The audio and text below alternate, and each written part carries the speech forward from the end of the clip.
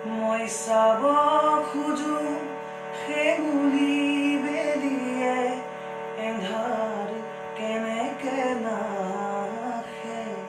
ফুলাৰ মন্ত্ৰ কেনেকে হিছে কুসুমৰ কাষে কাষে উদং বতাহৰ বুকু কেনেকৈ মিঠা সুবাসেৰে ভৰে সাৰ পাম মই পুৱতি নিশাতে নিয়ৰ